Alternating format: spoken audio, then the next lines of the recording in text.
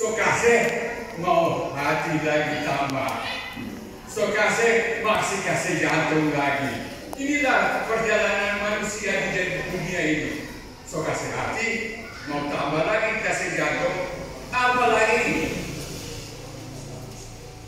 diri sendiri. So kasih terpeti diri untuk berkorban, dia bilang tidak puas, tidak merasa senang.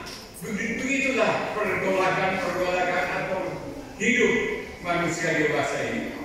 Kadang-kadang saya bertanya dalam diri saya, umur saya sekarang masuk 83. Kemarin 82. Sekarang menjelang hari-hari yang saya lalui masuk 83. Saya bertanya, Tuhan, apa yang Kau buat bagi saya? Indah semata-mata. Susah atau senang, itulah hidup saya yang saya serahkan kepada Tuhan. Karena apa? Kadang-kadang saya bersungguh, Tuhan, kita dah minta ini, ngana tidak kasih. Kita minta itu, ngana pun dia tidak kasih. Apa yang harus saya buat? Tetapi susah dan senang harus kita syukuri. Kalau kita tidak syukuri susah dan senang, maka Yesus katakan, pikulah salib. Itulah salib adalah kehidupan orang-orang zaman yang duduk atau berfirman. Sebab itu saya selalu memikirkan bagaimana Allah berfirman. Pergilah kamu, ajarlah mereka dan berbaptis. Selanjutnya, kita sebagai murid Tuhan, kita harus mengabarkan Injil kepada orang lain.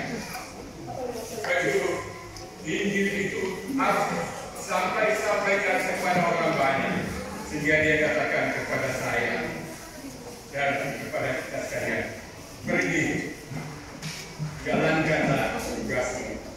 Jadi kita sekarang adalah murid. Kalau murid harus cari murid. Dengan kata lain, apa,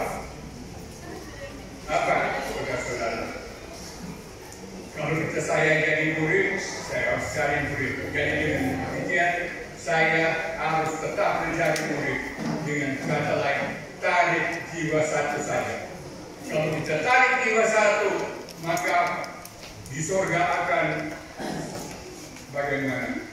Saya tidak mau katakan lebih jauh, tapi saudara harus tahu, paham bagaimana Allah bersukaria tak kala seorang dibaptis di dalam kebenaran Tuhan. Tapi kadang-kadang kita orang ada baptis, orang dia dulu begitu, dan pasti dia datang di gereja pun akan kelakuannya begitu saja. Tapi Allah Maha Kasih, Allah Maha Murah dan panjang sabar adanya. Tetapi kita manusia yang penuh dengan kekurangan dan dosa selalu menghakimi manusia. Dan penghakiman itu sebenarnya ada pada Allah, bukan pada saya, bukan pada manusia yang lain. Tetapi kadang-kadang kita yang menghakimi orang lain, tetapi kita tidak tahu bahwa Allah yang menghakimi kita, bukan kita yang menghakimi orang lain. Bukan itu. Biarlah kita selalu belajar tentang firman Tuhan. Firman Tuhan mengajak kita untuk selalu hidup bersama Dia. Karena hikmat, permulaan segala hikmat adalah daripada Allah itu sendiri. Biarlah kita bersyukur, berterima kasih kepada Dia yang menciptakan hidup saya dan saudara-saudara. Saya seringkali bertanya-tanya dalam hidup kami. Berapa hari-hari yang saya harus renungkan di dalam perjalanan saya. Karena hari-hari yang saya dapatkan memang kadang-kadang banyak dan banyak kemurahan Allah. Tetapi kadang-kadang saya bersungguh-sungguh juga. Dan seterusnya. Persungguhan saya memang kadang-kadang saya berenungkan, Tuhan, ajarilah saya supaya ada kerendahan hati. Ajarilah saya supaya hidup sesuai dengan firman.